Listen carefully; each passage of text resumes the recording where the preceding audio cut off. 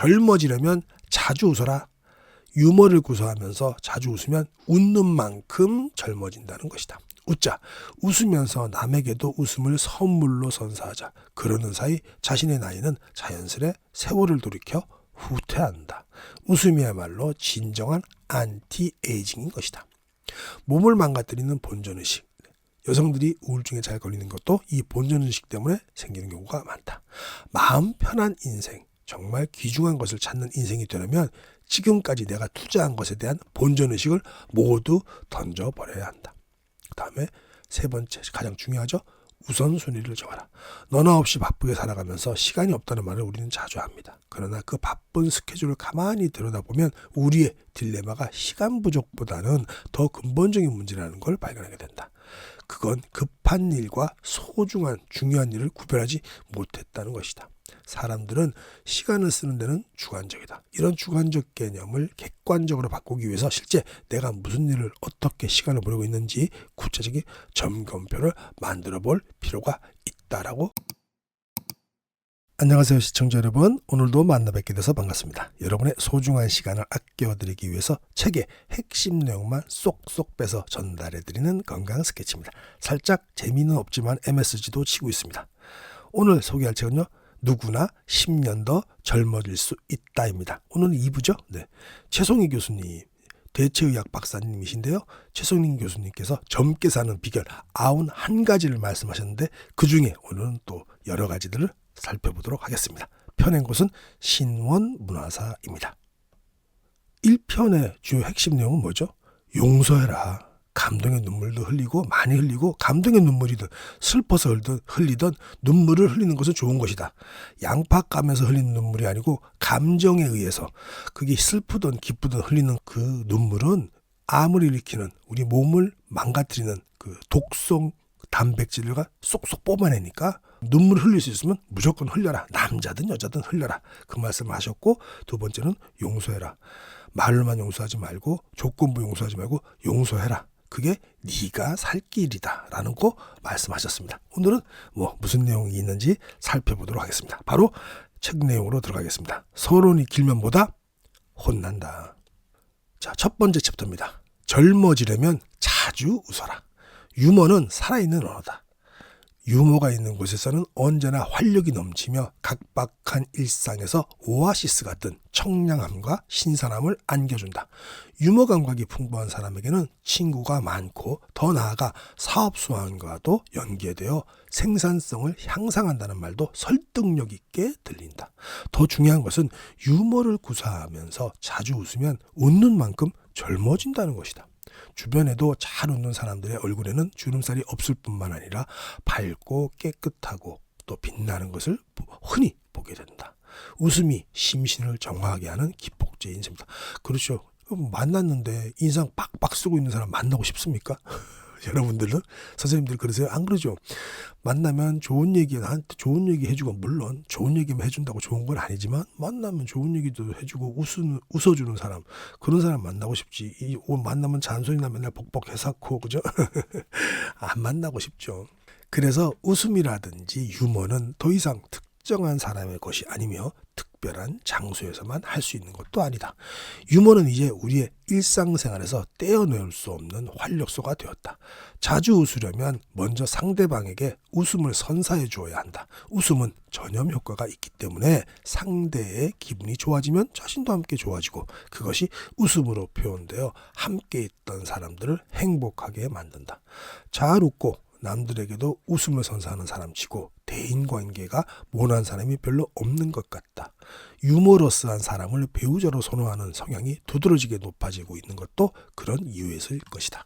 한 결혼정보 회사가 미혼 남녀 875명을 대상으로 첫 만남 시 이성에게 호감을 느끼는 요인을 물어본 결과 남성의 경우 1위는 솔직함, 2위는 유머러스함, 3위 순수함을 꼽았다. 여성의 경우는 22.9%가 유머러스함을 1위로 꼽아서 유머가 솔직함, 지적임, 또 순수함, 터프함을 모두 제쳤다고 합니다. 근데 이건 좀 잘못된 것 같습니다. 남자의 경우는 우스갯소리 그러죠. 1위 미모, 2위 미모, 3위 미모. 웃음을 활용하면 자아개발에도 일상생활에도 더 큰 도움이 된다. 때문에 기업 경영이 어려울수록 경영자의 유머 감각이 절실히 요구된다는 말도 나온다. 그러나 유머라고 해서 무턱대고 사용해서는 안 된다. 자칫하면 언어 공해로 눈살을 찌푸리게 할 수도 있다. 상대의 연령, 상황, 관심사에 맞는 유머를 적절히 구사하는 것이 바람직하며 실수담이나 자기 체험에서 나온 생활 유머가 듣는 이에게 부담을 주지 않는다. 이런 것들이 좋군요. 웃음을 일상에서 활용하는 방법을 모색하면 활기찬 생활을 해나갈 수 있다. 예컨대 웃음 사진을 챙기면 스트레스를 받는 자극 요인이 훨씬 줄어들 것이다. 회사의 컴퓨터, 모니터 옆 등 잘 보이는 자리에 가족이 환하게 웃는 사진을 비치하면 좋은 기분을 유지할 수 있기 때문이다. 꼭 그렇지 않더라도 자신이 흐드러지게 웃는 모습이라든가 애완동물 사진 또는 멋진 풍경이 담긴 사진도 효과적이다. 근데 이거 진짜 그렇더라고요. 제가 대체의학 박사님들 특히 병원에 가서 인터뷰할 때 보면 박사님께서 진료하니까 박사님이 바라보시는 벽 쪽이 있잖아요. 벽 쪽에 그런 좋은 그림들이 있더라고요. 그 좋은 그림이 다른 게 아니고 넓은 바다 있잖아요. 그죠? 네, 그런 아니면은 산 그림 그런 것들이 꼭 있더라고요. 그걸 바라보시면서 이제 그 마음의 평온을 찾으시는 것 같아요. 이건 실제로 저도 경험했습니다. 유머의 생활화는 자신뿐만 아니라 주변 사람들을 즐겁게 한다. 웃자. 웃으면서 남에게도 웃음을 선물로 선사하자. 그러는 사이에 자신의 나이는 자연스럽게 세월을 돌이켜 후퇴한다. 웃음이야말로 진정한 안티에이징인 것이다. 자, 다음 챕터입니다. 몸을 망가뜨리는 본전의식.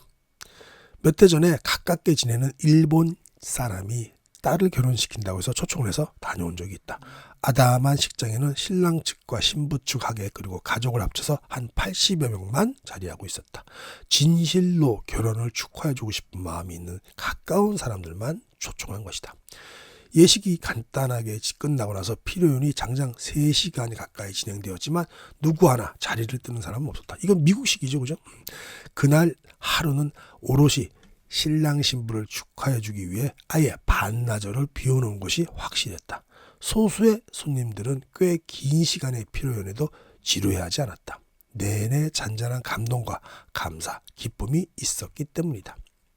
결혼식이 시작되기 전에 부저 봉투를 건네고 바로 우리 밥 먹으러 가죠. 피로 연장으로 직행하는 하객이 많아서 정작 식장은 썰렁한 모습이 되는 보통의 우리네 결혼식과는 다른 모습이었다.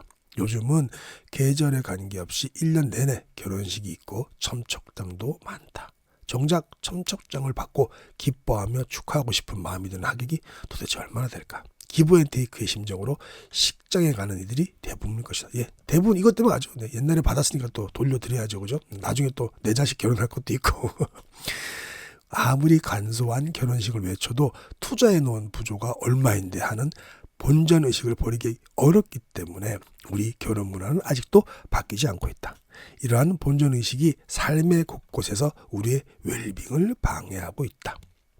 근데 이건 우리나라만 있는 건 아니고, 우리나라는 결혼할 때 그렇지만 보니까 유대인들은 그죠?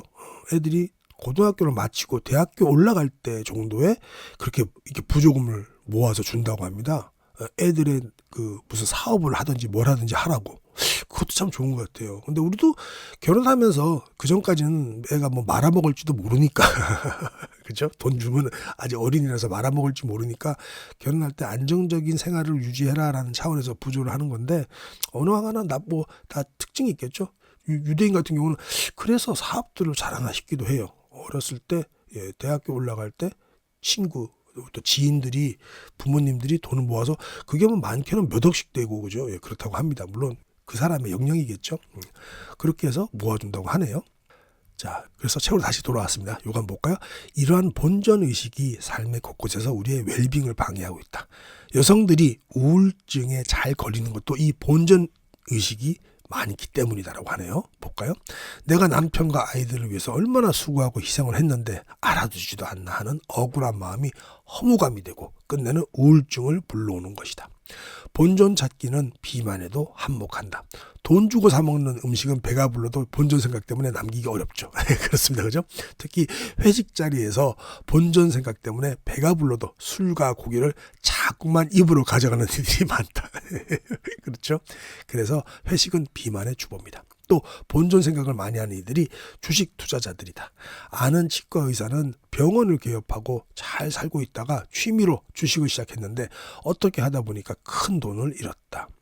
본전 찾기에 본격적으로 나선 그는 병원 일은 제쳐놓고 눈이 뻘개지도록 주식에 매달렸는데 결과는 있던 돈을 모두 다 날린 깡통차고 알거지가 되었다고 합니다. 살고 있던 집도 날아가고 내 식구가 원룸에 전세로 살아가려니 분해서 미칠 지경이었다. 그래서 부인의 만류에도 불구하고 그는 아예 병원을 접고 본격적으로 매달렸지만 망하는 일만 거듭되었다. 본전 찾기에 사로잡혀서 인생을 당진한 그는 이제야 정신을 차리고 병원에 취직하고 주식도 끊었다고 합니다. 본전을 가장 확실하게 뽑는 사람들은 목욕탕에 가는 여성들이다. 본전을 가장 확실하게 뽑는 사람들은 목욕탕에 가는 여성도 있고, 네. 또 그리고 뷔페에 가는 남성 여성도 있고, 예. 몇 시간에 걸쳐서 때를 밀고 사우나를 하고 욕조에 들락거리고 또 물을 수백 바가지 끼얹고 공짜 헤어드라이기로 원 없이 머리를 말리고 로션까지 물쓰듯 듬뿍 온몸에 처발처발한 다음에야 나오니까 말이다. 이거 남 얘기 아니시죠? 대체로 본전을 뽑으려고 그보다 더 소중한 것을 잃어버리는 경우는 예를 들지 않아도 많다. 실제로 이거 그렇습니다. 왜냐하면 우리 한믹병 박사님 말씀 들어보니까 목욕 5분 이상 하지 말라고 그러더라고요. 그게 오히려 수분이 다 날아간답니다. 그래서 안 좋답니다. 한믹병 박사님 말씀에 의하면. 그래서 본인은 5분 이상 목욕하는 거 절대로 금지라고 그렇게 말씀하시더라고요. 근데 이거 몇 시간씩 이렇게 때도 밀고 뭐 했으니 이게 사실은 그때 잠깐만 좋은 것 같은데 실제로는 안 좋다고 합니다. 피부에. 다시 제로 돌아왔습니다. 마음 편한 인생, 정말 귀중한 것을 찾는 인생이 되려면 지금까지 내가 투자한 것에 대한 본전의식을 모두 던져버려야 한다. 본전은 시간이나 물질일 수도 있고 노력과 사랑일 수도 있다. 정말 아깝고 미련이 남아도 본전의식 때문에 내 인생이 정리가 안 된다면 과감하게 던져버리자. 그래야 정말 큰 본전을 뽑는 인생이 될 수 있다. 참 좋은 말씀이네요. 자, 다음 챕터. 우선순위를 정하라. 무슨 얘기일까요? 풀벌레 소리와 또 새소리만 들리는 산속에 앉아있으면 바쁘게 돌아가던 시계가 살바도르 달리의 그림처럼 엿가락처럼 늘어지고 몸과 마음이 이완되는 느긋한 행복을 맛볼 수가 있다. 현대인들은 이런 느긋함을 맛볼 기회가 좀처럼 없다. 너나 없이 바쁘게 살아가면서 시간이 없다는 말을 자주 한다. 그러나 그 바쁜 스케줄을 가만히 들여다보면 우리의 딜레마가 시간 부족보다는 더 근본적인 문제라는 걸 발견하게 된다. 그건 급한 일과 중요한 일을 구별하지 못했다는 사실이다.